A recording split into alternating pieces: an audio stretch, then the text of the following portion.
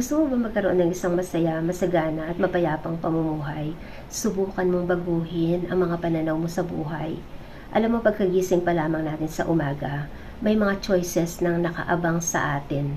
Mga choices na maaari magdala sa atin sa outcome ng buong araw natin. May mga bagay na hindi natin inaasahan, may mga disappointments, mga nakakainis na mga pangyayari, at mga bagay na maaaring makapagpabigat ng loob natin. Pero alam mo bang kapag inalaw natin ang negativity, parang virus yan. Talagang isang virus na i-invade niya ang buong pagkatao mo. Mula ulo hanggang talampakan. At yun nga, ang masasabi mo, sira na ang buong araw mo.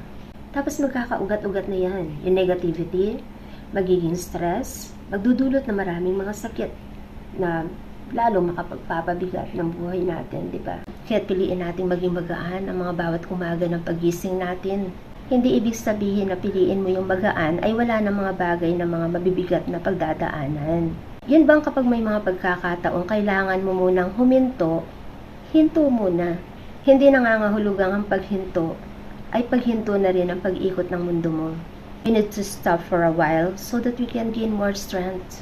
Kumbaga parang battery ng cellphone natin. Kapag low bat na, charge muna.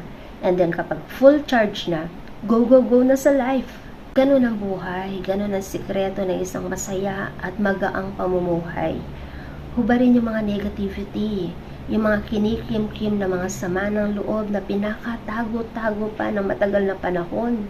Only to find out and realize na all of these years na mali ka pala. Pinakatago-tago mo pa yung mga hinanakit mong ayaw ipagpatawad, fairy tale mo lang pala.